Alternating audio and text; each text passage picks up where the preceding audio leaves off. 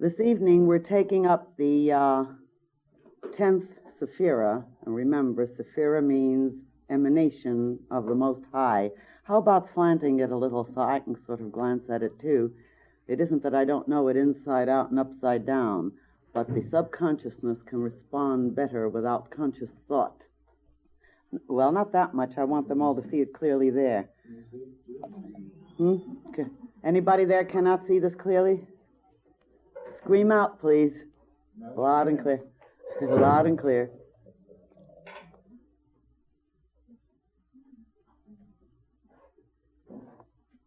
And actually, this is not the last of this particular class series. You see, next Thursday, as you know, we're having the Christmas midnight ritual, which will be announced to you. Then the following Thursday, we're going to be really hooping it up in the temple. Sounds unspiritual, but I think you'll find it's spiritual enough in the way the Kabbalists believe in spirituality. And then the following Thursday, I will be weaving in the ends of the full tree for you. You won't find it in the program, but those who are parts of the class will be here, and you'll get the goodies that help to give some of the lesser-known perceptions. Especially at that time, we'll be taking up something that I very rarely speak about, and when I do, I don't speak very much about it, and that is what is known in Kabbalah the Qliphoth. The Qliphoth deals with the unbalanced force that is quite an inevitable result of the emanations from one expression to another. You have these leftover energies which become quite destructive until they are transmuted. And this is part of the job that all evolving aspects of the one life have, to take these unbalanced forces and use them for evolution, to get them folded in and expressing. In other words, that's that excess energy we can capture and bring into the service of the light. But it takes a lot of know-how, and naturally we can't get the full know-how in a class like this. But we start getting the beginnings, and it happens to deal with the ability to learn how to do something about the unbalanced energies within our own makeup. And I'm sure we'll all agree that we all have them in some form or another. This is called the Qliphoth, and it involves many other parts of evolution, both cosmically and personally. So we will be dealing with that in the folding up series of this class, but that will be 3 weeks from now. And then the following week we will be starting the new course that deals with that terrible, terrible subject where will scare a lot of people, I'm sure, and inspire true aspirants. This without question. But our program will tell you about these things, and our beloved Anne Ryan will give you the announcements on it. But tonight, then, we're going to be speaking about Malkuth, the very bottom part of the tree, that Sephira which has that multicolored aspect. As you can see, the lowest Sephira sits or stands by itself. It is the end result of all the activities that are involved with the interrelationships that have been brought down plane by plane, vibratory level by vibratory level, until finally they have reached that which we spoke about last week, the receptacle, Yesod. Actually, we can also think of it as the astral plane, the subconscious mind. That's something that we love to think we understand just because we have a name for it. And if you will recall, I pointed out to you last Thursday night that the subconscious mind in itself, or the astral plane, or Yesod, this is really the foundation for all else that follows on the physical plane. It is that which receives all of the patterns, all of the forces above the tree. That's that violet Sephira, Yesod, the foundation, astral plane, the reproductive organs of the grand man. Actually, then, it holds the creative pattern which will project once you have a pattern formed, and our thinking, our feeling, the will of God, the intention of the universe, all of these are involved in the formation of the patterns. Because so much of these patterns, in fact most of them, are subconscious, they are on the whole not available to the conscious mind of humanity until humanity has reached a stage of evolution where he and or she is able to look upon its own emotional life and watch the hidden motivations, watch the things that we have thought and felt, watch the reactions and the results. In other words, we don't even remotely become aware of the patterns which are responsible for our physical experience, or that which we at the moment will call physical. You'll see that it isn't quite as physical as it looks. But the thing that we must understand at all times, if we're going to truly attain the powers and the controls, if we're going to attain to the higher consciousness, if we're going to actually attain to the pinnacles of evolution, what we must understand is that it is because of the patterns of which we are not consciously aware, but which we ourselves have built. Not built in the way that most people think. You know, we'll look at individuals who are immature, who have certain parts of their makeup a little bit lacking in this or that area of development, and we will just love to say, you can see why this person and that person is in this or that very unhappy situation. Makes us feel real good and very superior. The point is, what we need to do, instead of hunting for the other person's reasons for their problems, is to look into our own. And of course, people don't like to do this, you know. It's because they don't like to do this that they run hither, thither, and yon to the illusionary and delusionary schools of thought, which tell them that they're going to attain liberation in 6 easy lessons. And they will keep hunting for their 6 easy lessons, and more miserable a life it's hard to find than the individuals who are still attempting to escape, to walk away from, to run away from their own self-disciplined training. To become aware of what your patterns are within your own inner being really means that you have reached a point in your evolution, the age of your particular soul, or that spark of God which has developed to a particular point.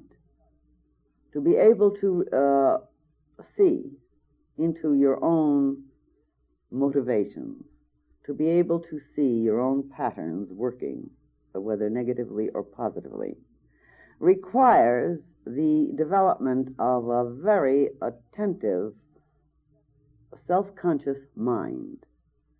This does not come easily. Every single one of you, by the very fact that you are aspirants, have, without question, gone through incarnation after incarnation after incarnation of being immersed in, guess what? Malchus, the Sephira we're talking about tonight, which is the proving out ground, the end result, the manifestation of the patterns that are within your inner subconscious being. Now remember, these patterns within the subconscious part of our mind, these are not separate from any other part of consciousness in reality. It isn't any more separate than the separation of the room in your house when you are watching a TV movie or play, and when your consciousness is concentrated down and immersed in a particular movie, You will be unaware of your room, the color of your room, the ceiling, the floors, various parts of the furniture, though you know them in your total being. You will be unaware at the moment. Isn't this true? You get lost in a story. Now, being lost in a story doesn't mean you're a lost soul. It means that you're concentrated down on a particular area of experience with your mind, with your consciousness. And actually, this concentrating down on an area of experience has to do with the fact that through untold eons of time, a spark of divinity, the white circle there, called the crown, that's also called Ether. It's called the One, the Indivisible. But a spark of that One, the Indivisible, has been emanating itself in and through all these various aspects of its own being in order to grow itself an expression of its own selfhood, pretty much like you worked at growing a plant or a cake or a dress that you're sewing or a house or whatever it is that you like to build or do. It's a creative act that has to do with your own selfhood. But the thing that we must bear in mind is that the end result, that is, the expression on the physical plane, or what we call the physical plane, is really the experience of the self. The experience of the self that deals with whatever patterns and interpretations and relationships it has had within a certain cycle, like a reincarnation, or perhaps a group of reincarnations, so that everything on the physical plane, according to Qabalistic teaching, and this, incidentally, is in agreement with our Eastern brethren, everything on the physical plane is something we have built ourselves. Now, if we are unhappy, and I imagine we all are in some way or other, about something or other, what we usually like to do is to look to our wives or our husbands, to our lovers, or our friends, or our parents, or our children, or our relatives, employers, employees, and we like to say, that is what's made me unhappy. That is what's frustrating me. That is the reason. I'd like to wring its neck. Well, I sympathize with you. I often like to wring its neck, too. We react from the moment on the physical plane because all of us forget, because we're concentrated in the story. Haven't you reacted when you look at a movie or a TV or you're lost in a book to that thing as though it were real? And yet, it's only that momentary reaction. I mean, this is understandable, it's acceptable, and what we must do is really learn to accept it in its true essence, to see what it is so that we don't hang on to this delusion. Well, this is part of the thing that makes for our misinterpretations of life. The fact that we don't realize that being lost in a temporary sphere or expression, we don't realize that this is merely a working out of the patterns that we ourselves have built. Now, the thing I want you to bear in mind, though, is that when I say we ourselves have built this, every one of us who call ourselves an I are, after all, the eye of the white circle, the crown, the one, the indivisible, Ahaya. And down, when we get down to what we call Malkuth, actually pronounced Malchus, the manifestation, really it's the flower of the tree. This is the blossom. It is reaping the rewards of our powers being the divine powers. Now you'll say, what kind of reward is this I'm reaping? I hurt here and I ache there, and I'm frustrated in the other place, and I'm in agony in another way, and I'm losing faith in God in this. Is this a reward? Oh, I have news for you, yes. It is a reward. How else does discrimination develop? If you're learning how to paint, when you get a warped product, you're going to say, I've got to change my technique in at least this or that stroke or color or use of colors. Wouldn't you say? If you're learning how to cook, ye gods, of course, other people suffer more than we do. I know I always tested it out on my husband first. I'd never cooked before. Was I going to take the chance? I very joyously let him find out first. And if he thought that he was going to survive, why, then I would try it. I don't know if you believe this or not, but it sounds good, doesn't it? We have to have chuckles when we're working with the transmutation of our insides. You realize this. And I will find every way possible to give us a chuckle. It releases the tension, and then we're able to look more readily into that which has been so painful. And as one of us said to me recently, and I think it's most reprehensible of her, incidentally, she said to me, I've seen you put on all kinds of personalities in flashes or lightning flashes for whatever the situation required. Well, this is part of what we all can do, some of us a little better than others, and we must do. We have to become masters of our expression. And if a certain expression will serve a purpose that we feel is benevolent, then we have to test it out.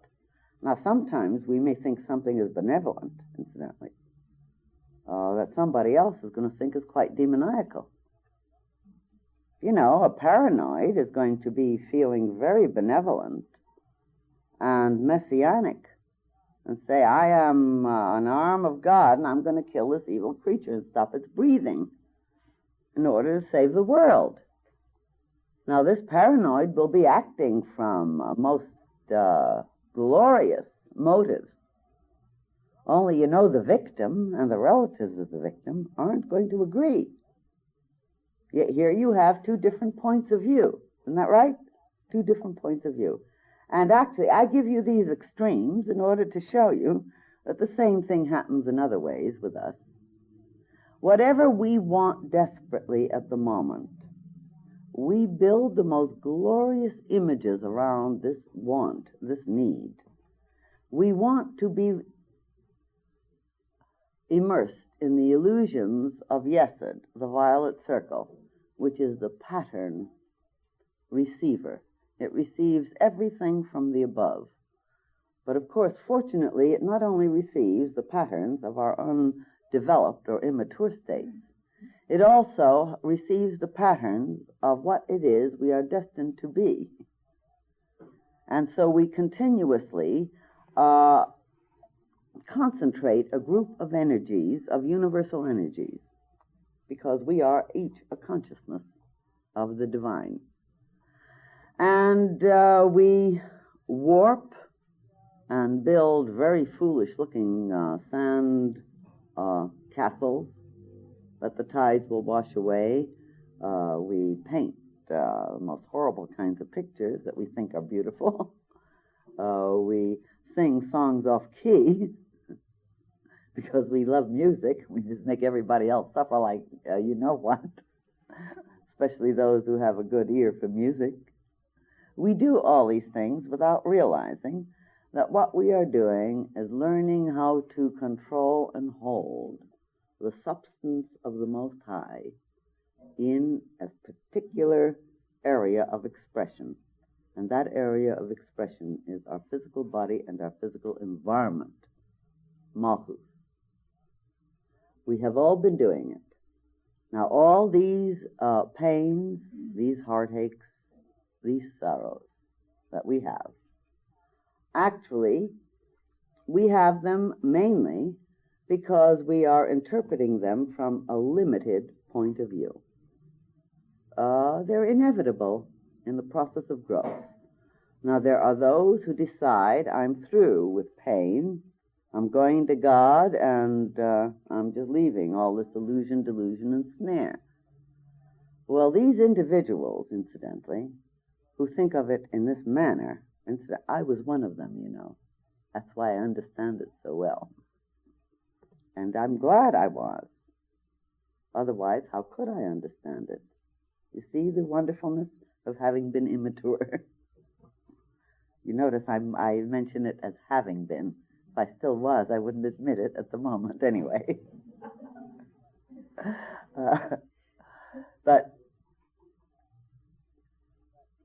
to realize, to know, to understand that only as we bring into complete manifestation the perfect beauty and glory of the Most High, that only then are we fulfilling our destiny. To know this, to realize it, and to want it, come hell or high water. This is the essence of the highest aspiration. Those who say, I want to get to God and get away from this pain, are indulging in escapism. I tried it. Fortunately, very young. I don't know, I don't dare tell you how long ago, because then you might guess my age, and you know I'm not more than 21. 22? Oh, no. Already? No. But please, try to understand that there isn't a single thing that we experience on the physical plane that isn't the flower, and I repeat, the flower of this tree that we are. It is the privilege we have to experience our testings, that is, our gropings, our workings. We are becoming artists. We are becoming musicians of life, mind you. Every part of the expression is an expression of life. We have all done the most horrible things on the face of the earth. Not necessarily in this incarnation, but we've done it. Sometimes we have done it in this one to recapitulate, in order to get ourselves stirred and intensified for higher growth. But we could not remotely keep pushing towards aspiration unless we had the privilege of reaping the repercussions of our weakness, illusions, delusions, misinterpretations, immaturities, which would involve selfishness, hatreds, jealousies, all of the qualities that are thought of as being immature or evil. Now, evil is a relative thing. Keep this in mind. Evil there is. In other words, if I,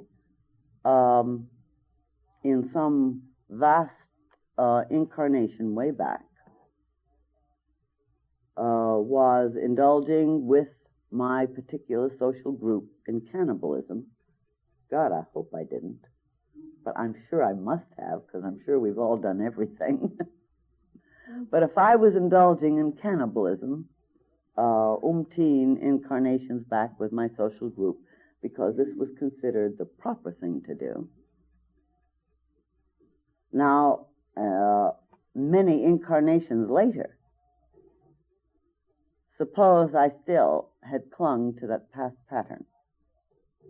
Suppose from that past conditioning, I still had a feeling that, although it was subconscious, that I hadn't dissolved this pattern of that time, that cannibalism is the way to say, you might say, get the courage and the intelligence of your enemy and absorb it into you, because, you know, cannibalism involves this kind of idea most of the time. And suppose then I decided, in order to become greater and vaster and more spiritual, what I needed to do was secretly murder a few of you and cannibalize and absorb your essence. Now, do you see the difference of the attitude of the cannibal, say, umpteen incarnations ago, and today, especially in this society? The point is, you think, what has this got to do with us now? Oh, everything. We are still reacting, wherever we have these problem areas, to our patterns of yesterday. We have not been willing to release misinterpretations, illusions, and delusions of yesterday when we were infants. And so we cling to patterns, and remember what I said. The patterns in Yesod are what determine the expression in Malkuth. That's it. That is, your body and your physical environment. Now, I hope that you are not immediately, because some of you I know are, rushing to somebody and saying, that's what she's done, that's what he's done. Don't do that. Always look into your own heart. And as I pointed out to you, very few people are willing to. They'd rather say, this is too uncomfortable. No, there are 6 easy lessons. You get to God by letting this Mahatma or this Mahatma get you there. And I think it's a good idea to try it, if you think that's possible. But you'll find out it isn't so, though unfortunately sometimes it takes many incarnations. The point is, we have to accept whatever it is we have on the physical plane at this moment, and in this time, and through this incarnation, not as something that something else has done to us, or someone else, or a group of someone else's, but to see it as part of a growth process, not as a fact that we have been bad or evil and are being punished. Because if you do this, by God, I can assure you, you're going to be out to punish other people. You are. And this will be an excuse for sadistic vengeance. This is what we will do. From the pattern, the pattern works itself into an expression. And so we will unconsciously, from a subconscious level, make sure that somebody else is miserable. Usually the ones closest to us, incidentally. Tough thing to take, isn't it? But we do it, and then other people do it to us. Now, when we become aware of other people doing it to us, I think we should become discriminating enough to stop it. And of course, in Malkuth, and in that area only, can we have the discrimination to stop it. All of evolution, that is, every pattern that exists, must become formed around a special electromagnetic force which attracts to itself the substance of God, which we call Bina. And if you think Bina, Ima, the feminine aspect of God, isn't God, I mean, boy, you sure are not going to like our next course, because we're going to show you both aspects, masculine and feminine, and the vital importance of both, and that one couldn't be without the other. But the point I am trying to make for tonight is that in the manifestation, you have the feminine principle working. Bina, Ima, that black circle, and black doesn't mean bad or evil. It really means mysterious, not understood, unknown. Now, won't you boys agree that us girls are mysterious?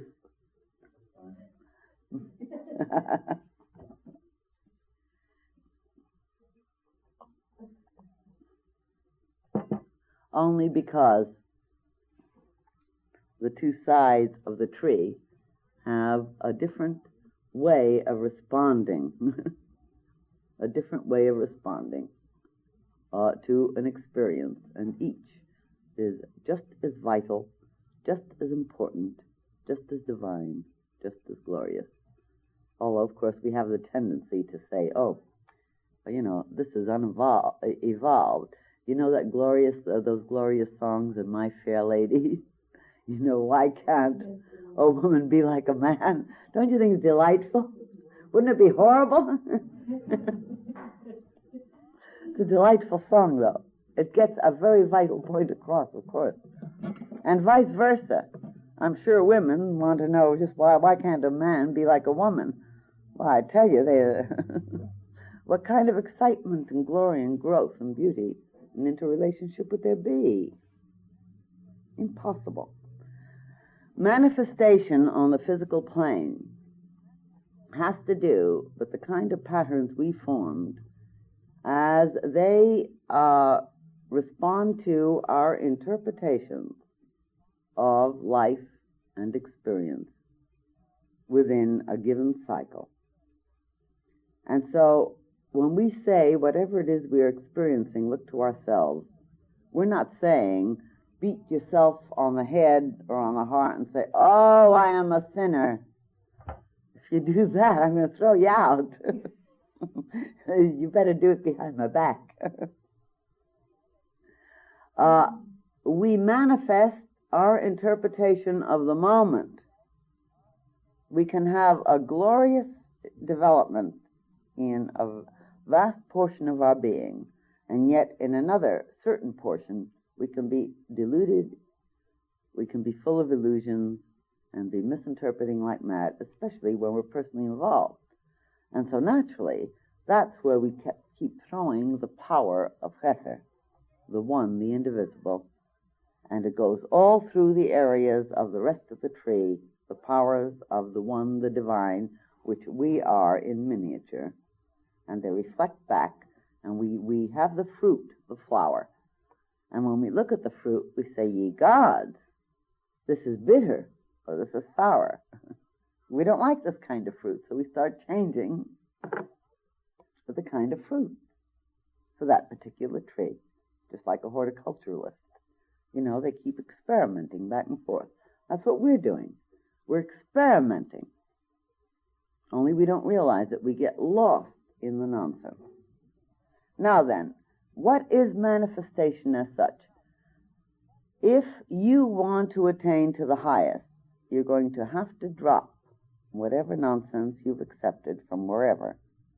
The idea that matter, or the physical universe, is unspiritual, and that what you want to do is get the hell out of it in order to get to God. Now, I'll repeat it in another way. If you want to attain to the highest, you will have to accept the only way there is to do it.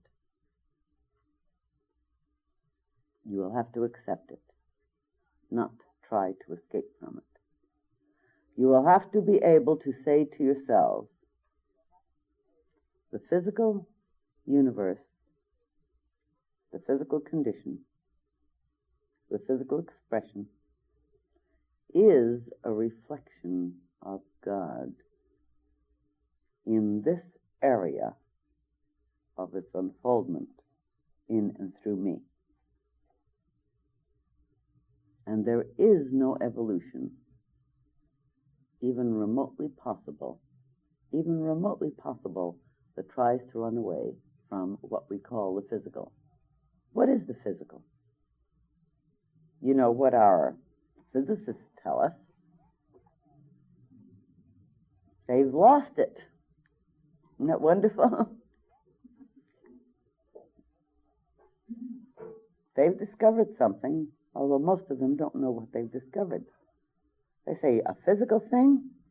When we look at it with our instruments, we discover it is a certain structural form being held, we don't know why or how,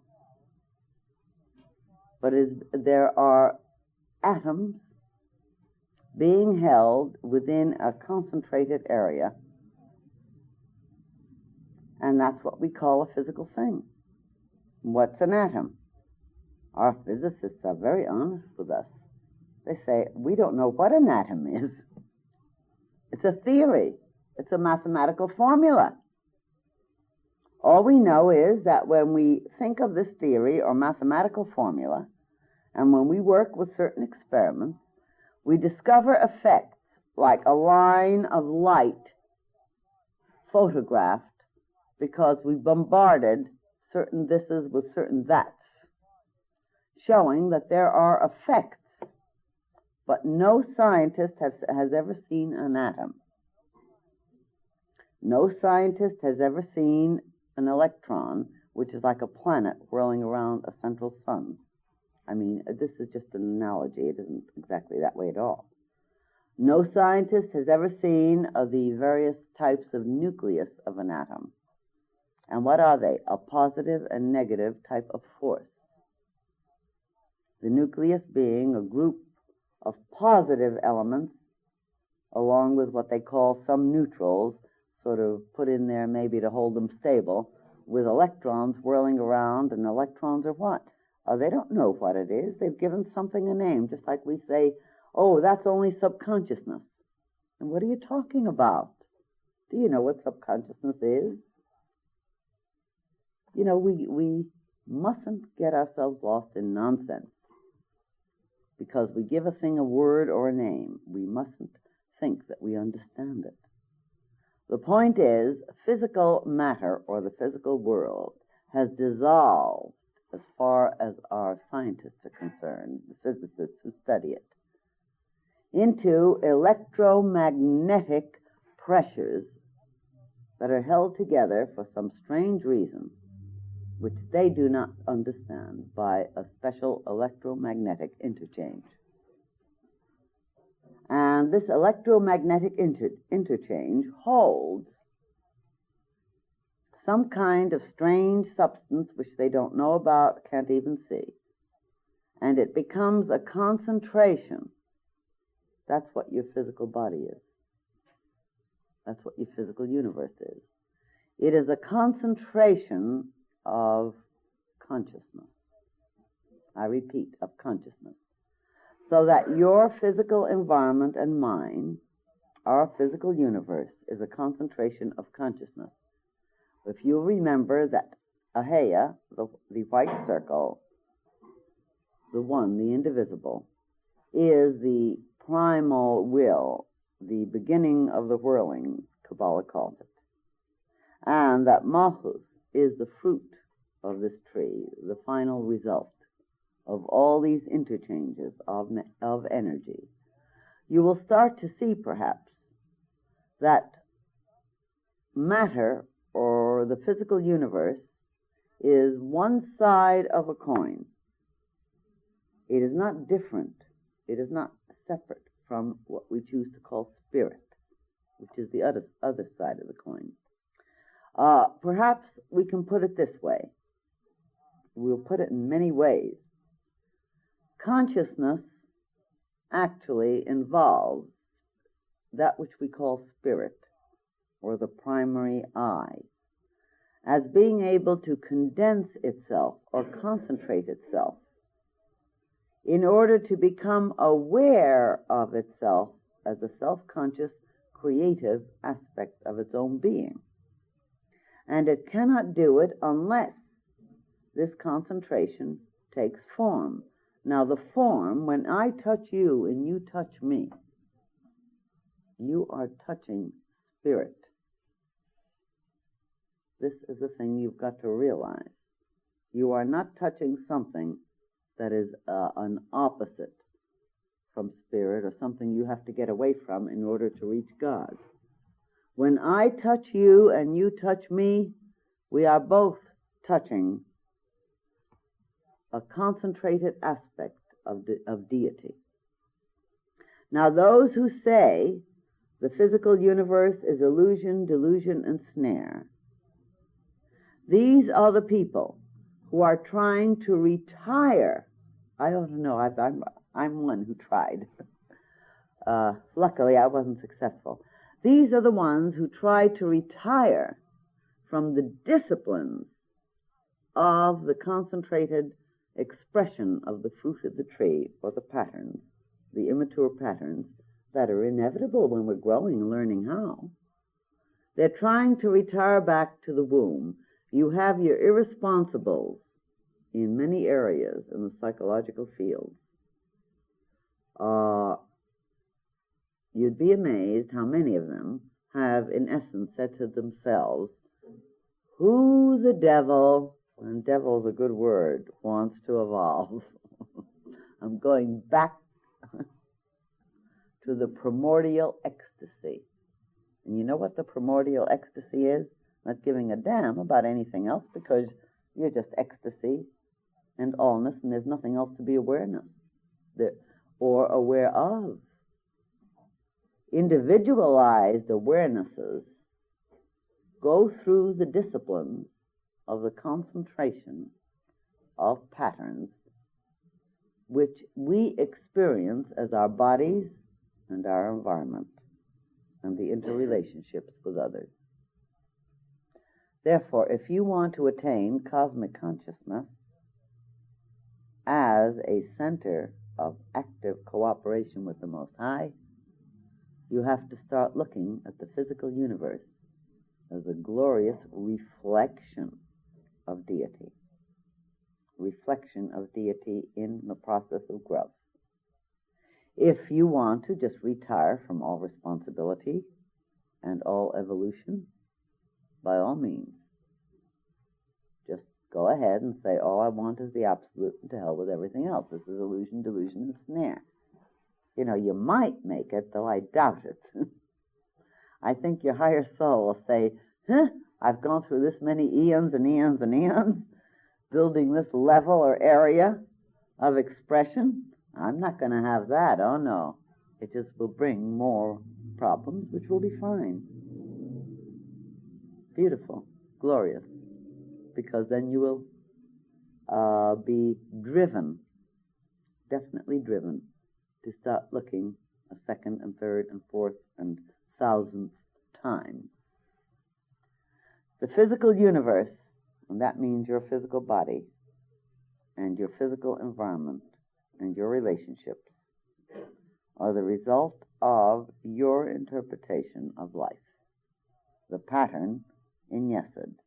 You see, there's nothing else. Malchus stands in a way like by itself as the end product, but I want to tell you something about that. Think of the sky. Think about the sky in this way. Did you know that if we didn't have dust particles scattered all through the sky would be black? Did you know that? Some of you didn't. The sky would be black unless you had dust particles scattered all through from where you are. Why? Because that which makes the sky blue is because the light from Keter, the one, the indivisible, is reflected from the dust particles, and so you experience blue. If you didn't have dust particles, you couldn't experience your bodies. If you didn't have dust particles, you couldn't see one body as against another. The dust particles are the reflective surfaces, and it is therefore by reflection that Malchus expresses the one, the indivisible, by reflection. That's, incidentally, us, in terms of our bodies and our environment. Everything that happens to us is a reflection of the light of our consciousness. And it is to us, or should be, an index of what we have to do next. For instance, are we being miserable because of a certain relationship? Usually one of two reasons. Either we have been indiscriminate in our choice of a relationship, because we're either masochists or sadists, or both. That sounds tough, but it's true. We've been indiscriminate in our choice of a relationship, or we have chosen the relationship, each and both together, that's going to have enough hell breaking loose so that we're going to be forced to look into what's wrong, and both rise on the wings of realization if both are aspirants. If both are aspirants. Otherwise, one or the other is going to get into more trouble, which is beautiful. This is the divine love.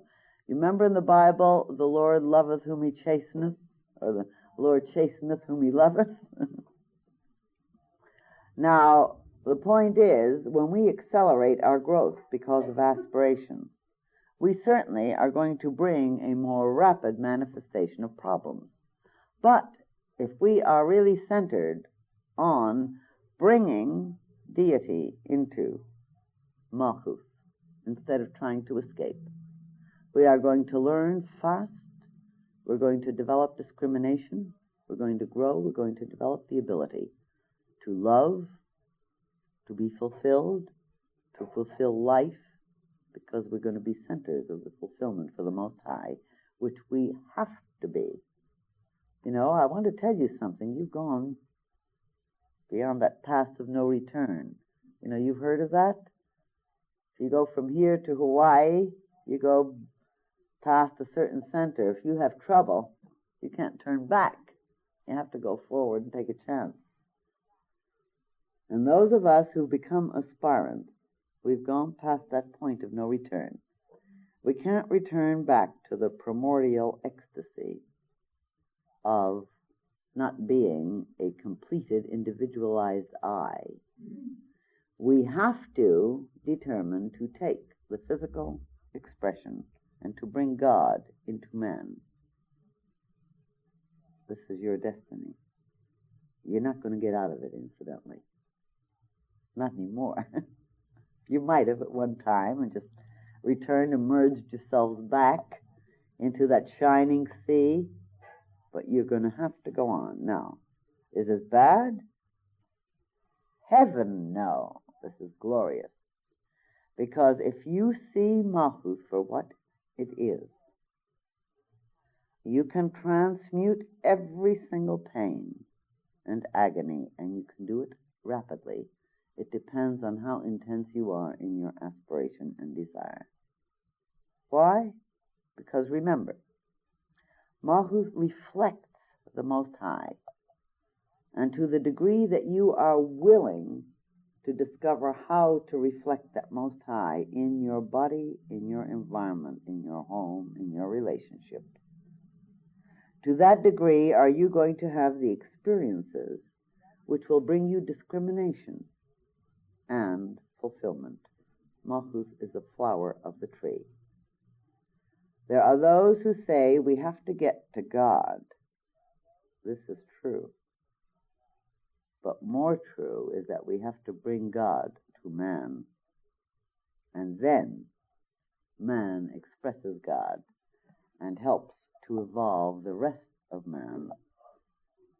We cannot at this point anymore say that I'm going to get as far as I can and, to hell with the rest of them. Except ye all remain in the ship, ye shall none come to land. You have to have that spirit in you. What happens is in the hands of the Most High, but you have to have that spirit. If you are going to pick on those near and dear to you and say they are at fault, you're going to be missing the boat completely. They may be very undeveloped in some areas. The point is we have to start seeing what a glorious ecstasy and privilege it is to have reached a point where we can be alive and aware in Malchus.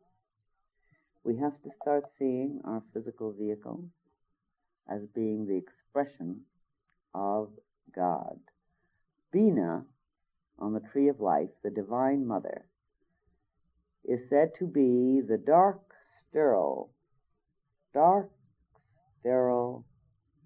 force until the masculine force impregnates her, as Chokmah, the gray one, across through the path of love or Venus.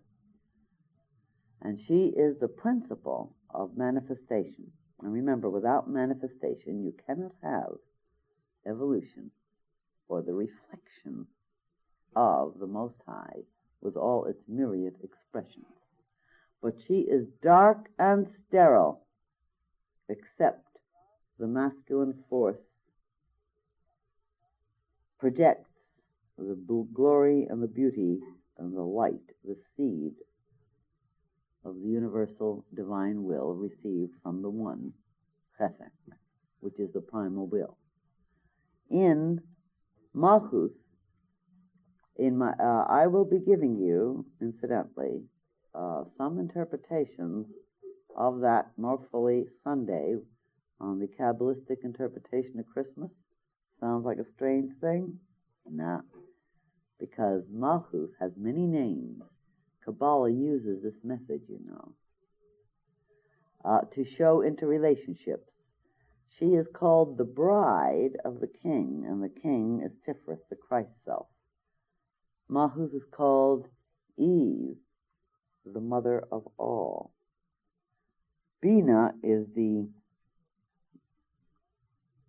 superior mother, but she's dark and sterile until she is given the impregnation by the masculine force. In Malchus, on the physical plane, she is called the Virgin, she's called the Bride, she's called the inferior mother, she's called the Kingdom.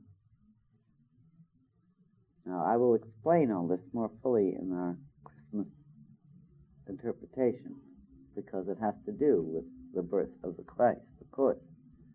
But here in the class, let's try to see this, that the king, beauty Tiferet, is that which ensouls and brings life to, that is, brings the expression into the physical plane. And the feminine principle that we call the Malchus principle, so the feminine principle also has other areas of expression. But in terms of Malchus, the queen, what we have is bringing into form that which has been created. Now, it is only when you bring into form that you can begin to know what your patterns of thinking and feeling have done. Isn't that right? Always so.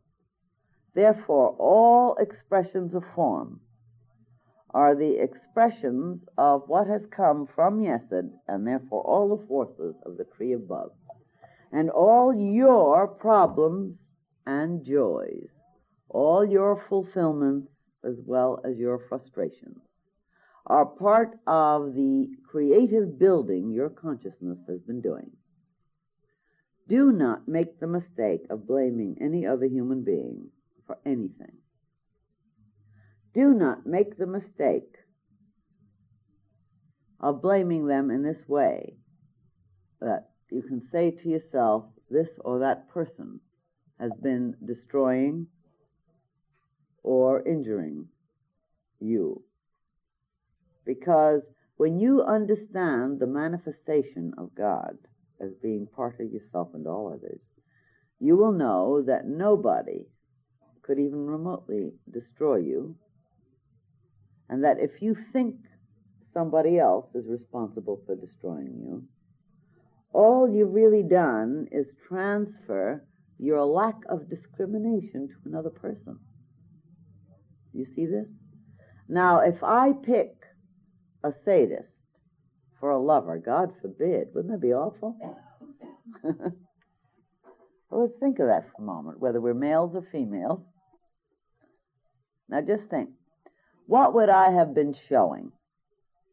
I would have been showing that subconsciously I want somebody to sort of bruise me. Maybe I have a guilt complex. Maybe I'm unconsciously copying a pattern of my mother or father because I haven't developed enough awareness to start building more individualistic patterns. Can you see this idea? It's very important. We take our images from our immediate relationships, inevitably, because we're all one being. And without realizing it on the subconscious level, we express it. We pick people who will make us miserable because subconsciously,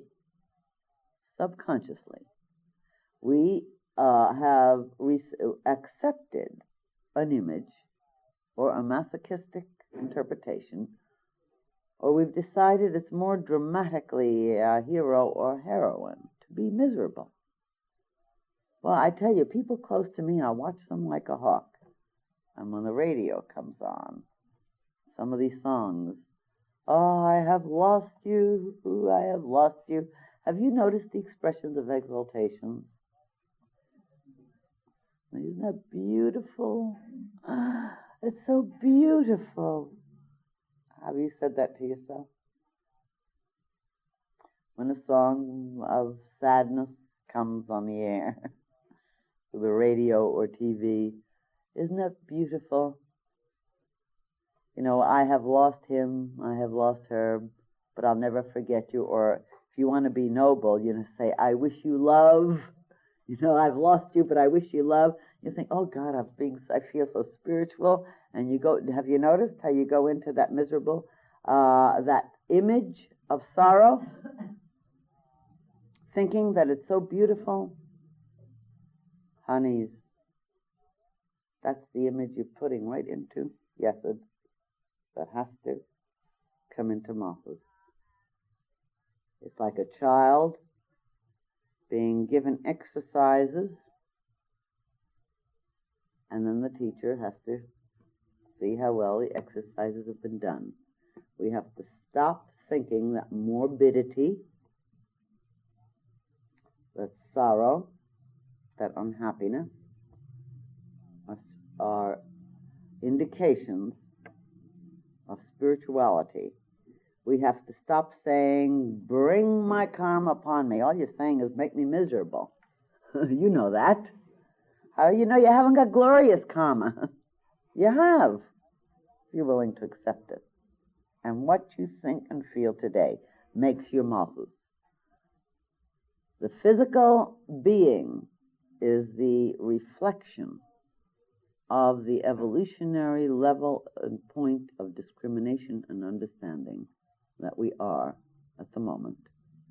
No matter how miserably we use it, incidentally, bear this in mind. All it means is that we're maybe just a 3-month-old embryo in our Divine Mother's womb instead of an 8 or 9-month-old embryo ready to get born. But it's still, if you come here, I always figure, you have reached a point where you're going to help the soul of the planet. You are a part of the planetary soul here. This is Malchus too. You are a part of it. This planetary soul is actually the sum total of our mental, emotional nature, all of us, without exception. This is what the planetary soul is. And only as we can charge this planetary soul with the more positive, intelligent, discriminating influences, only so will we be doing our part for the total evolution of our fellow man. And of course that means we've been doing it for ourselves. When you are willing to stop being miserable, are you really? Ask yourselves this question. Are you willing to stop being miserable? You think you are, don't you? Ask it. You're going to discover there are areas in you that think it's more melodramatic to stay miserable. Well, look, you have no right to do it, and I'm going to raise hell. Because I'm kind of tired of this misery that everybody has to emanate in order to raise a dramatic situation, to feel vital and important. It is your responsibility to the Lord of the universe. It is your responsibility to your fellow man. It is your responsibility to every close relationship you've got to make up your mind that as a center of the Most High, you're going to stop feeding all this hysterical, illusionary, delusionary nonsense of hanging on to guilt that refer to yesterday to make sure you're miserably suffering for it, to stop feeling that you are the culprit of the persecutions of all these evil beings. No doubt you've been, but so what? When you stop wanting these things because of being so nonsensically tied to false interpretations of the power of consciousness, only then will you be doing your part about reaching true cosmic consciousness and evolving the consciousness of your fellow man, which always means your own, naturally. It's when you do it for yourself that you do it for all who come within your sphere of influence.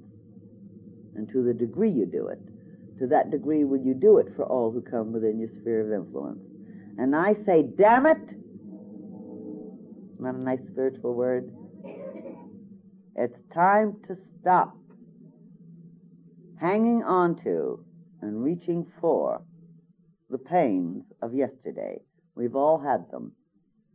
Let's realize they've been a privilege because they have been giving us discrimination, evolving a center of consciousness, giving us an ability to have sympathy for the pain of another. But let's stop hanging on to this negative nonsense and start becoming a center of light, reflecting the pure ether into Malkuth. This is true evolution. You bring God into man, then man returns. By man, remember, generic man. Then man returns to God,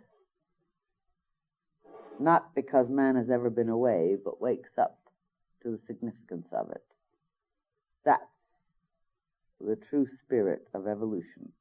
And any other method you try, if you want to go out and find easier ways than self-transmutation of your own inner immature nonsense, well, try it, my darling. But God help you and the rest of us, because it wastes such glorious power. Let's make up our minds together that we will look upon the physical universe as one of the greatest miracles, because this is a reflection of the Most High. Let's make up our minds that we will look upon our bodies as being a unique, individualized glory reflecting the Most High, because this is what it is. It is an electromagnetic pattern that holds our consciousness in an individualized manner because we have achieved that much evolution. We've gone through that much hell. But look, darlings, you need hell only so long. Then you need it like a hole in the head once you have your full individualization. And if it still comes, it only means that you have to start learning how to hold the patterns properly. Let's make up our minds to walk upon earth, knowing that this is the footstool of God, and we are walking in the heavens, because where do you think earth is? Is it outside of the sky? See yourself as being a member of the heavens, which you are, and stop accepting any kind of influence of your own old thinking or feeling or others. Learn how to become attentively aware and make Malkuth the full glory that it is, but that you have to become within your smaller Malkuth of the bigger Malkuth. And this is your destiny. As I said, you've gone beyond the point of no return. Let's start really making up our minds with intensity of heart and soul, mind and body, that no matter what happens, we're going to start hammering the pattern of fulfillment in God, of God, for God, expressing it in and through each other. Okay? All right, we'll now have an intermission. Yeah, if you want, in just a second. Remember, with our New Year's party, I wasn't able to hear what was going on, but it is open only to those who come to our Thursday classes, Sunday morning or Monday afternoon, and or their husbands, and or a friend if you want an escort who is sympathetic to metaphysics. And where I don't know what will happen, I'm sure it'll be quite perhaps something we won't want to publicize except amongst ourselves, because we have our own idea of spirituality, which isn't usually shared by those who have narrow, prejudiced ideas as to what a true aspiration consists of.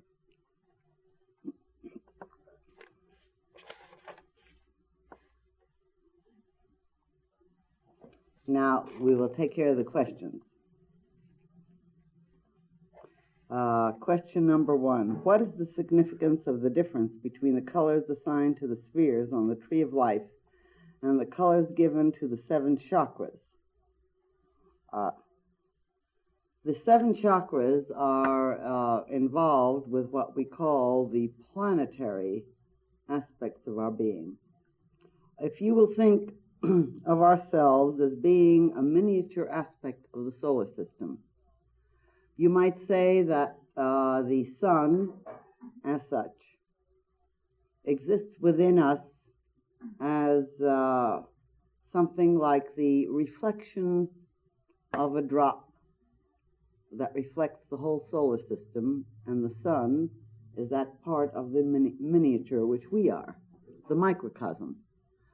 Each of the 7 centers has to do with the 7 original holy planets. They have their colors, they have their tones, and they relate to the evolution of our entire personality as controlled and directed by our higher self or individuality. Now, these planetary centers are not the same thing as the colors of the Tree of Life, though they are interrelated.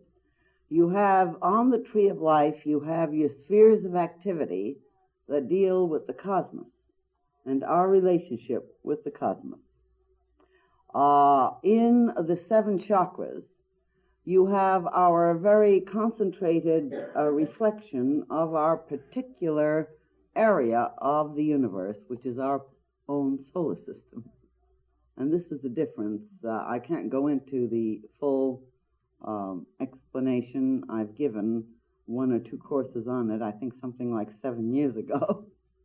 And perhaps it will be time to give more. I may bring this in and give you these explanations and techniques during the next course when we deal with the polarities of the sexes, which involves the chakras.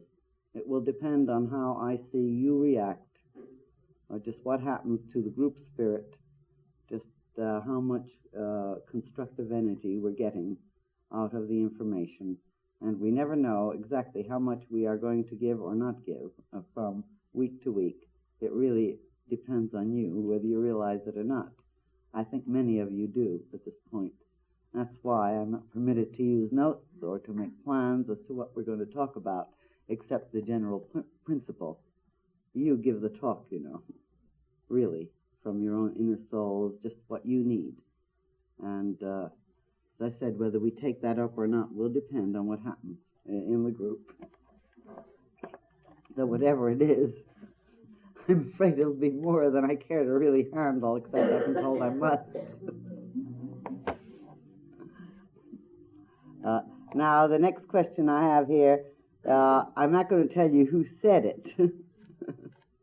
It's, why are you talking to just me? There must be at least 40 other people here. Love. I won't give you the name. Now, how many here feel you could have written it? Would you please raise your hands? Now, that tells you.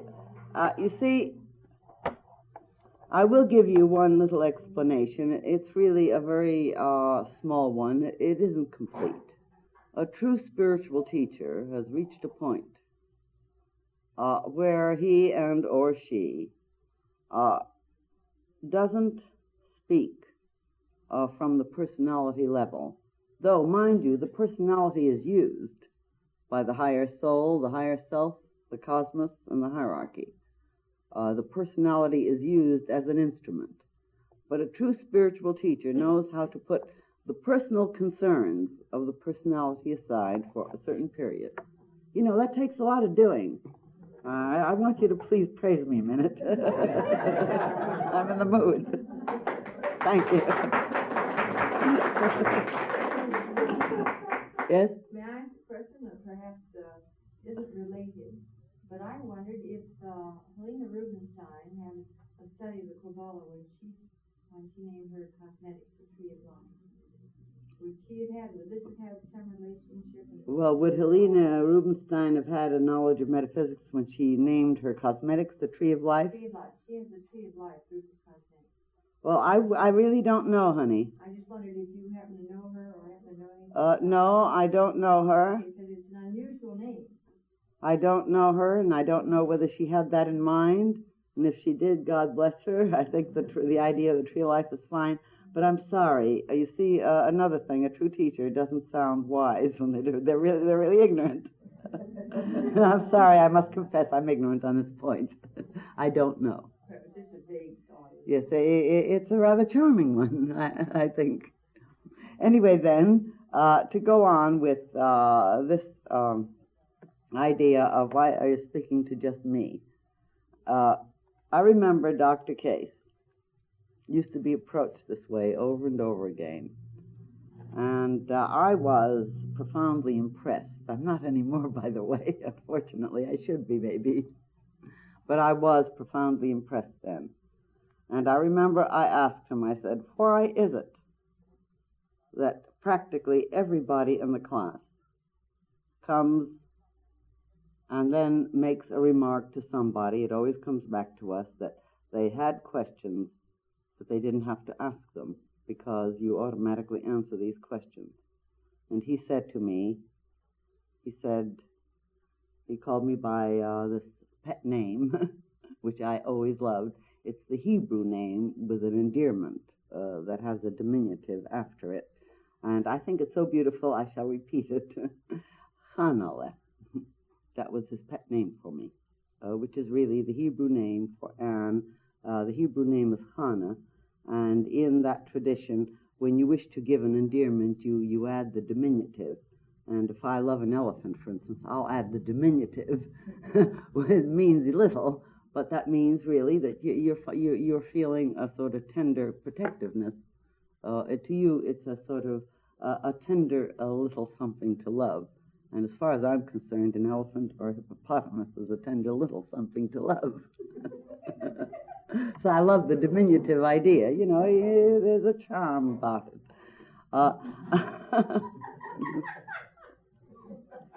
And never mind, I'm not that overweight. I am merely pleasingly rounded. The point is, he said, look, he said, a true teacher, a true spiritual teacher, doesn't give the talk. The one who gives the talk happens to be the interrelated group of those before you. A true teacher reaches into the heart and soul of aspirants. And when you do that, you develop or you are practicing a sort of three-way communication. The higher soul of the teacher and the spiritual teacher has to have attained definite and complete contact with the higher soul. Having done that, this true teacher can also at all times contact the higher soul of anyone who comes within the sphere of influence, if that higher soul has brought you here. You sit here because your higher soul brought you. Whether you stay or you don't stay, your higher soul brought you. some personalities decide to heck with that. I was almost used a bad word because they haven't gotten disciplined enough. But the higher soul guides its instrument that it's evolving, the whole personality complex, to that which it feels will grow it properly. Now, the instrument isn't always able to take it. And some of them go rushing off and say, whoa, I can't stand it, because it takes self-transmutation. The point is, a true spiritual teacher is tuning in to two levels at once. The subconscious level of every aspirant who sits before them, him or her. The subconscious level, which means the patterns, along with the higher soul.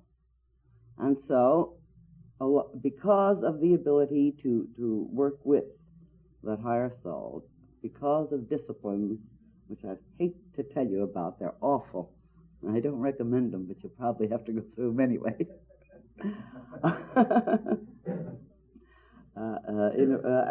There are values beyond anything I can describe. It's worth it, really. Anything is worth it, just like anyone who wants to be a ballet dancer certainly feels that it's been worth the discipline to go through the muscular exercises in order to be able to float with the wind on air, to express the glory of this motion.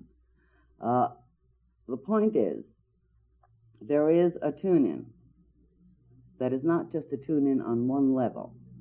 There is an interaction that's taking place of subconscious to subconscious, higher soul to higher soul to subconscious and back. It's an interweaving.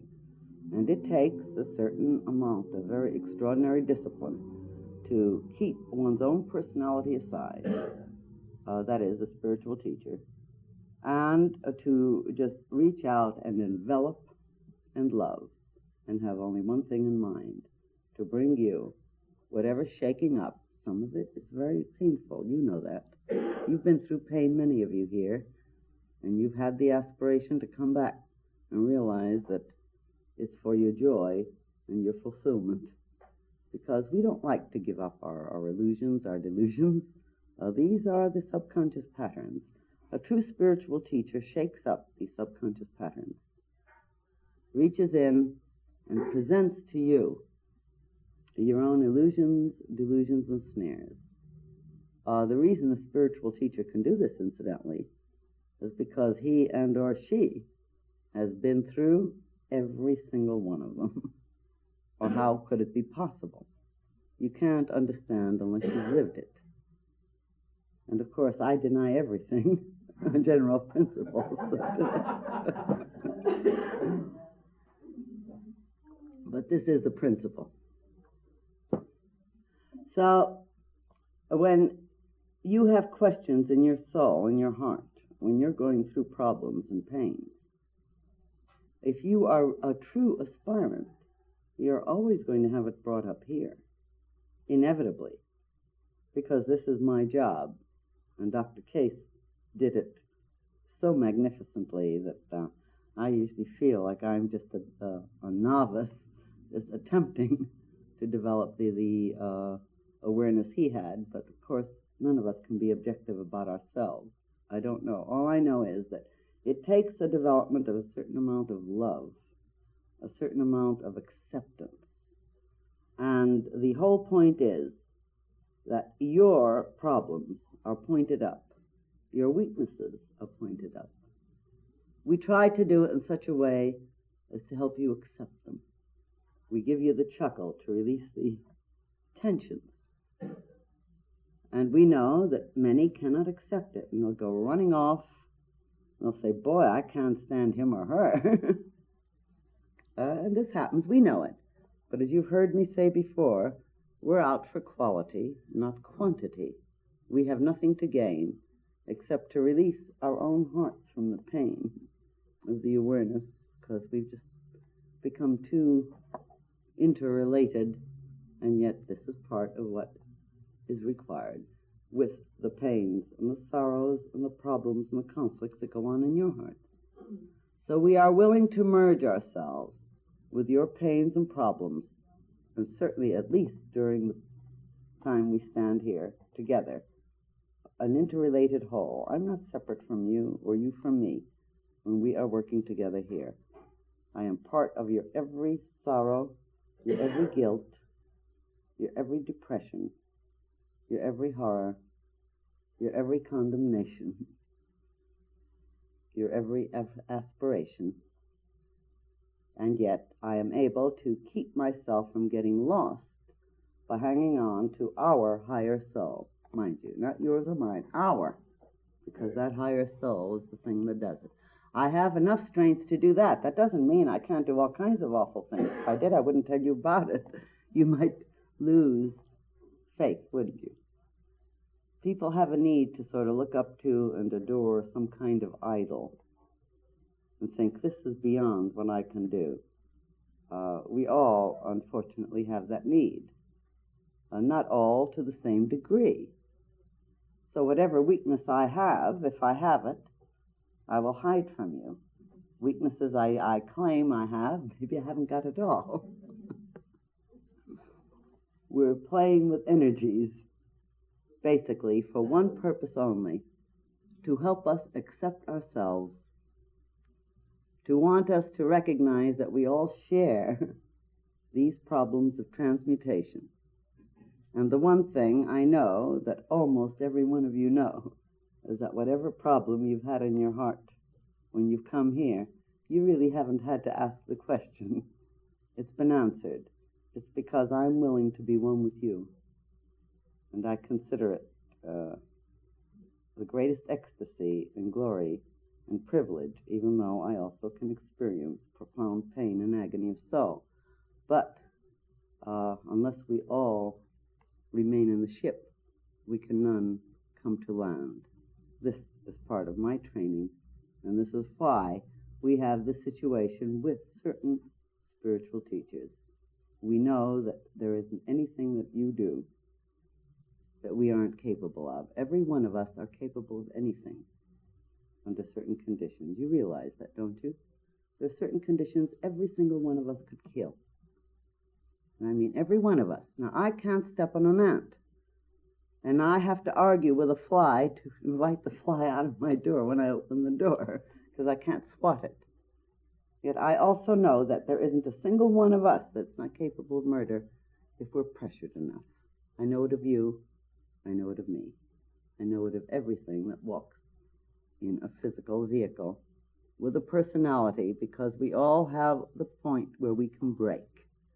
This is part of what makes us love each other, accept each other, and help each other. This is part of what makes us know what's really going on underneath. So some of us can take 1,000-pound weight before we'll crack, and others will crack at 10 pounds.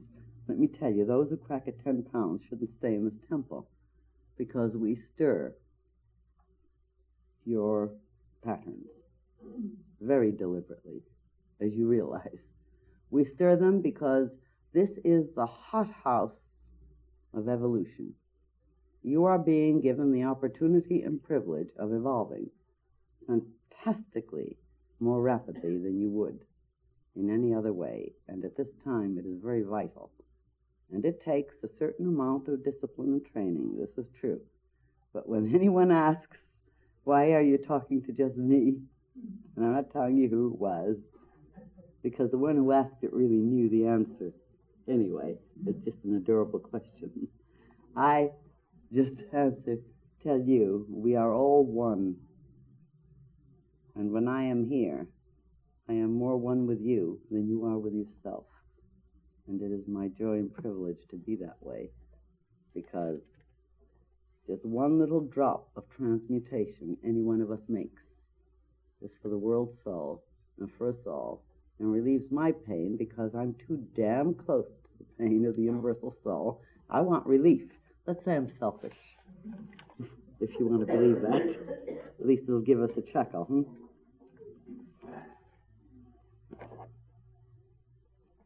Now, the other question, I'm not going to answer it, I'll just read it to you.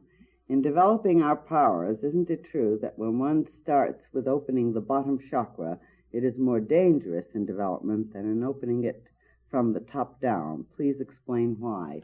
Honey, what you want is about a course that'll take about, I'd say, 3 to 4 years. And actually, we'll be covering a good portion of it in the next course.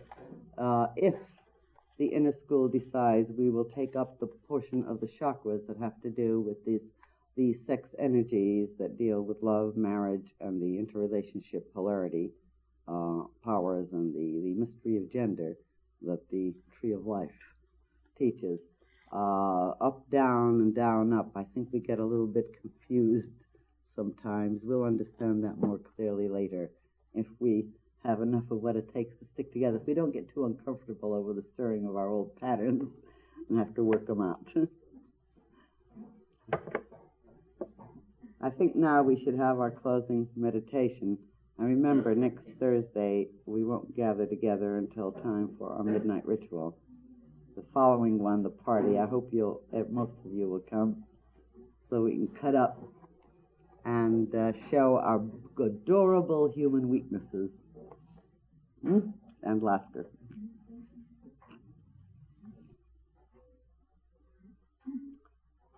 Now, please relax, spine straight, legs uncrossed if you crossed them, arms uncrossed if you haven't crossed. You can hold them up or down, but don't hold your arms crossed. Start breathing deeply in and deeply out. That's good. Anyone who's yawning, it means that you lack oxygen. You've got a bad breathing habit. We have to retrain it. Breathe deeply in and deeply out. It's just your system crying for oxygen. Now breathe very deeply in and very deeply out. Very, very deeply in and very deeply out. Now, as you breathe deeply in, try to think of yourself as being the whole tree, the entire tree of life. If you want to remind yourself as to what it looks like, take a glance at it. You can even look at it while you're breathing and meditating, or you can close your eyes if you can hold it in your image. Suit your own personality needs. Breathe deeply in and deeply out. Now, as you breathe in, take on that whole feeling of breathing in the full power of the tree. As you breathe out, let go of all adverse attitudes, emotions, thoughts that interfere with your serenity and the fulfillment of your higher spiritual purposes. Breathe in the powers of the tree, the powers of the total divinity. Now breathe out all interference, let it go. Release it from you. Just let it out and let it go. Breathe in the powers of the universal life, the tree. Let go any interference, any tensions, let them go, release them. Release them out into the ethers. Breathe in the powers of which you are a center. Breathe out all tension, all sorrow, all frustration, all hate, all bitterness. Breathe it out and let it go. Give it up. Give it up. You don't need it. Just let it go. Breathe in the power, the positive power of the universal tree, of which you are a vibrant expression. Breathe out all hate, all sorrow, all bitterness, all hopelessness. Let it go. Release it.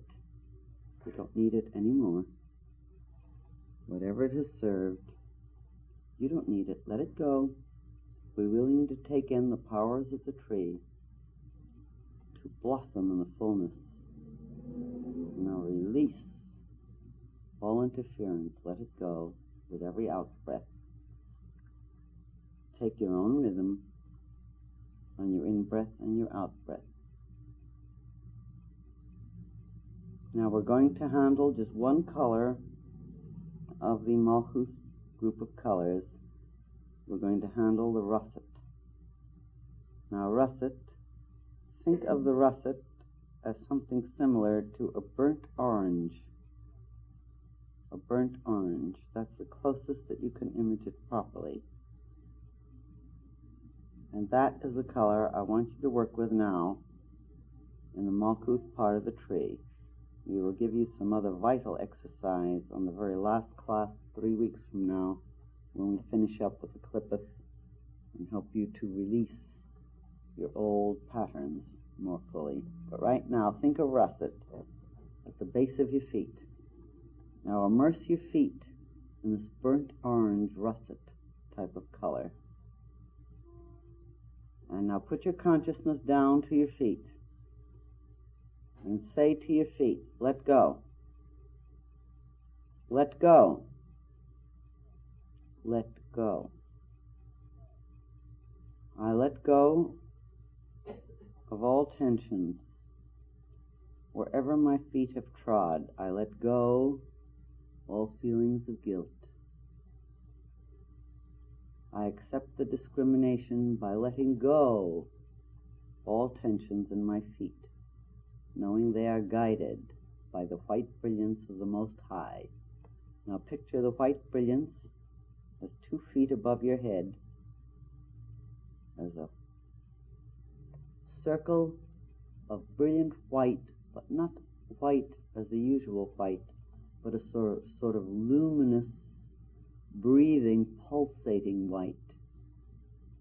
A luminous, more like a pearl, pulsating pearl. Now see that above your head, about 2 feet, circling itself in from the outside of the circle into a spiral into the center, a pulsating light, pearly, brilliant, the self, Ether, the one, the indivisible. Now again, put your consciousness back down to your feet. See it enveloped in the russet, burnt orange, and say, let go.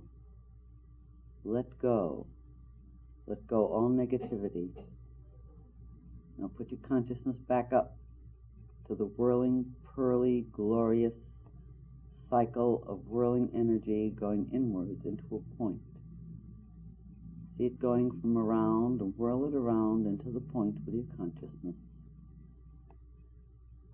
Now put your center of attention to that pearly white at the center of this circle and place your full concentration of yourself there. Now see it pierce downwards through the center of your head, down through the center of your being,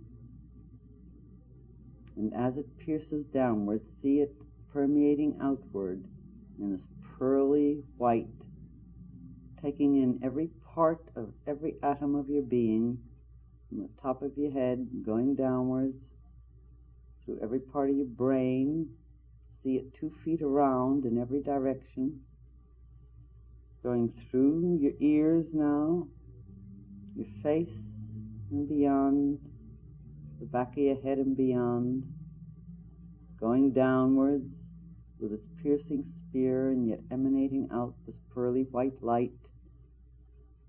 So it's taking in your whole head now, down through your chin, your upper throat, and backward and around. Breathing deeply in and out. Remember, keep breathing deeply in and deeply out. Now watch this white, pearly, luminescent livingness pulsing in your whole head. Breathe as you breathe deeply out, deeply in. Breathing deeply out, give up to the one self, Isida, the indivisible. Give up all mental misinterpretations of life. Release it. the pearly white brilliance for reinterpretation. As you breathe in, take in the knowledge of the full destiny, the glory and perfection of your future. Accept it. Accept it from the Most High. Now let the pearly whiteness continue down through your throat, down to the shoulders. Now watch it pulsing. Let your attention stay there, holding it from the complete above to that point, breathing deeply in and out. Now release to the white brilliance all the emotional problems of the past, all the emotional problems of yesterday. Release it to the white brilliance and receive the infinite love into your full throat, every part of it, breathing deeply in and out. Now let the pearly white brilliance continue downward. Remember, 2 feet around in every direction, through and through, down through your whole heart center, lungs, shoulders, arms. Let it go as far as the bottom of the lungs, breathing deeply in and out, this pearly whiteness. Now, release everything in your heart that disturbs you, every pain, every hate, every grievance, every bitterness. Release it to the white brilliance, which automatically transmutes it, the one, the indivisible. And in your in-breath, take in the knowledge of the unity and the positive, glorious, loving destiny of your own selfhood within that one. Breathing deeply in and deeply out. Release the old hates, bitterness, pain. Release it. Let it go. The white brilliance can transmute it for you if you're willing to let go and breathe in the true realization and understanding into your full heart, into the breath of your life through your lungs. Your shoulders and upper arms are involved. Now watch your solar plexus, breathing deeply in and out for just a moment. Now radiate yourself out again in all directions, 2 feet in every direction, front, back, sideways. Breathing in the white brilliance. Now breathe out all past reincarnational problems to the white brilliance. Let go. Whatever your past incarnations have been, let them go. You don't need those patterns either. Let them go so that the abdominal brain can receive, as in your in-breath, its destiny of fulfillment. Let go your old patterns of past incarnations, or any kind of past, even this one. And breathe in the destiny of perfect fulfillment and beauty. Breathe it in with the white brilliance. Now let your consciousness reach way up to 2 feet above and down to your solar plexus. Swing it up and swing it down with each in-breath and out-breath. With your in-breath, let go to that full whiteness, that luminous pearly whiteness. Let go with your out-breath. With your in-breath, take in the power of the knowledge and the will and the faith in the Most High. Now continue downwards through your full intestinal tract, your lower arms, way on down till you get to your hips and the reproductive organs. Stop immediately above your reproductive organs, breathing deeply in and deeply out, 2 feet around in all directions. Give up all tensions of assimilation. Give them up. Be willing to assimilate the experience and understand all past experiences. As you breathe in, accept the true interpretation of all things. Be willing to assimilate and masticate experience with discrimination. Give up all indiscriminate, all wrong interpretations. Give them up to that glorious, luminous, white, pearly beingness. Swing your consciousness up to 2 feet above your head in that oval and way down to just above your reproductive organs.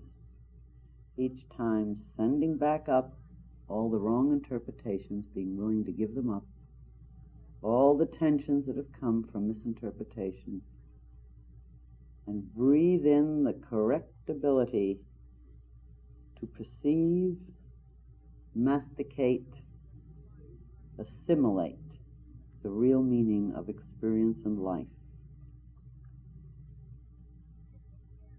Breathing deeply in and deeply out, remember. Swing it up and swing it down. Keeping the giving up of wrong interpretation and assimilation. Taking in correct assimilation and willingness to learn. As you swing it up and swing it down. Now bring that pearly white brilliance downwards through your reproductive organs, your hips, your wrists, your hands. Bring it down up to halfway down your thigh.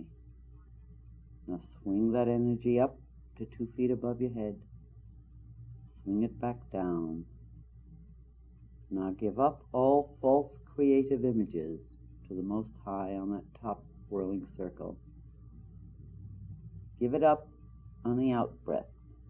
On every in-breath, take in the true destiny of your higher soul as it is in contact with the Most High, the One, the Indivisible. Take in your true image. Receive it. Receive it. Give up the false creative images, the false use, the ignorant use, the immature use of your creative reproductive powers, swinging up from the middle of your thighs all the way up to that higher one indivisible self 2 feet above your head, and then down with each in-breath and out-breath. Swing that pearly whiteness up and down, releasing and giving up all old, immature, outworn images, giving them up on the out-breath, taking in on the in-breath from that one indivisible, the Most High, the proper creative image, being willing to receive it. Breathing deeply in and deeply out, remember. Now bring your energy downward through the rest of your thighs, your knees, to the middle of your calf, keeping it 2 feet all the way around, breathing deeply in and deeply out at all times, this white pearly brilliance of the One, the Most High. Send it all upwards, bring it all down. Now in your own mind and your heart, kneel.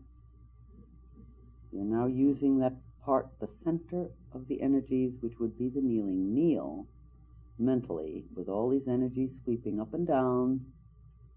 Kneel in front of your higher soul, which is one with the divine one unity and creative principle of the universe, God. And send up your supplication with every in-breath, saying, Divinity, take charge of all of me.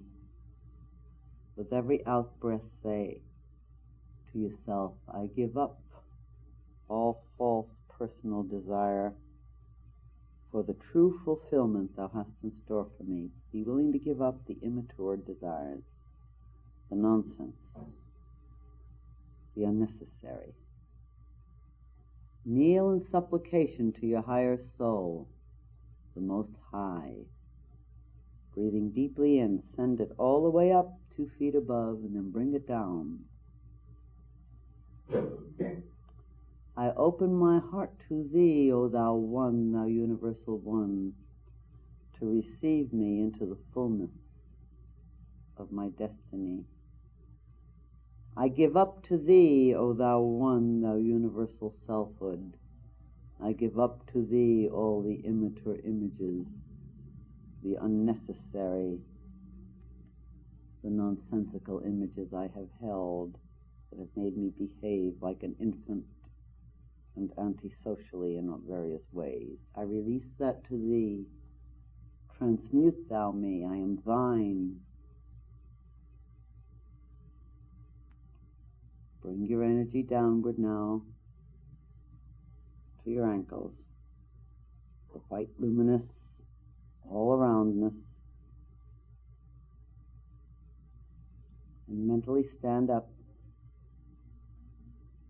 breathing deeply in and deeply out. Swing that energy up to a Heya, Ether, the one, the indivisible, the universal self. And bring it down, permeating and feeding and nurturing you. Now send all of your emotions, all of your thoughts, all of your actions upward, and say, I release all activities to thee, O thou higher soul of me. I release my guilt, for I am willing now to walk in thy will. I release my sorrows, for I am now willing to be filled with thy joy. I release my mistakes, for I am now willing to be filled with thy wisdom. Stand up deeply and bring in deeply this energy. Now come back down to your feet with the russet. Watch the russet. Now see the russet go into a whirling motion at your feet, clockwise. A beautiful russet at your feet. Now say to your feet, I command you to walk in all ways and at all times under the direction of my higher soul, which is at one with the universal selfhood of all that is.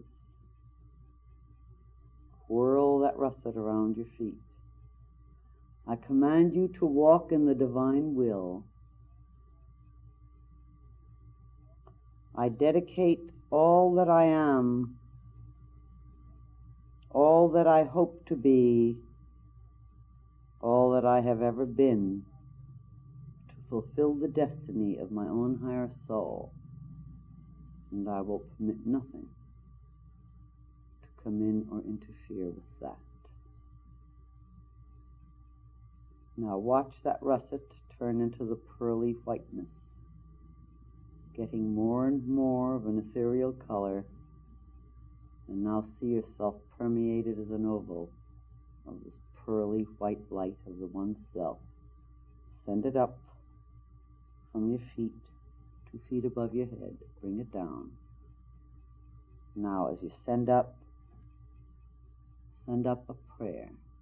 O thou one, thou Lord of life, give me the ability and capacity to walk in thy ways no matter what the outer appears to be, to know that I am forever guided in thee, of thee, and with thee. Give me the strength to follow the path thou hast put out for me, and do not let me falter, O thou Lord of life. But should I falter, pick me up and keep me going.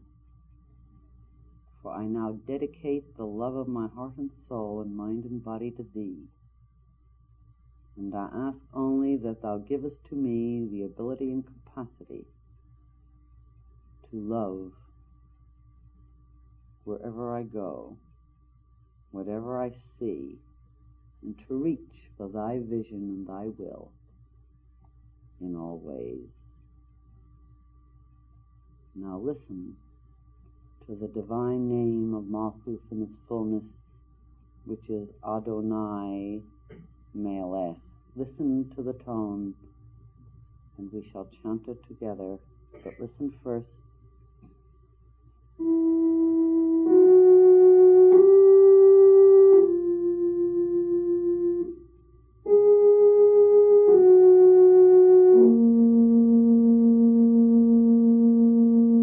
deep breath.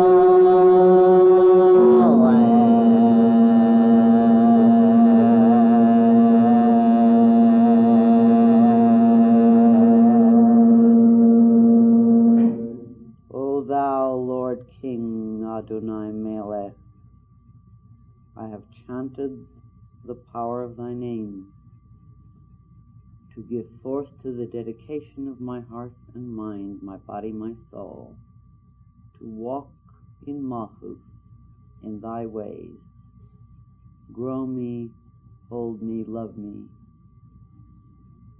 This I ask, for this I am now willing to give to thee and all livingness that stems from thee. Amen.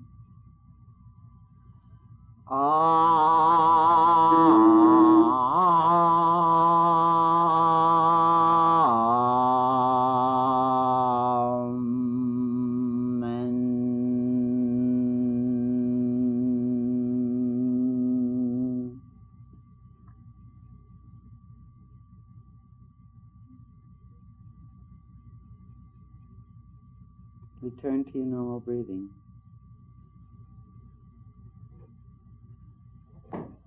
Wiggle your toes, your feet, your ankles. Wiggle your calves, tense them and release them. Your knees, your thighs, your buttocks, your hips. Pull in your stomach tightly, very tightly. Pull it all the way in and release it.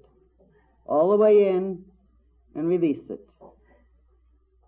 Now tense your chest together as though you're pushing all the air out. Just tense it, the muscles around your whole chest. Now clench your fists, clench your arms, your upper arms, shoulders.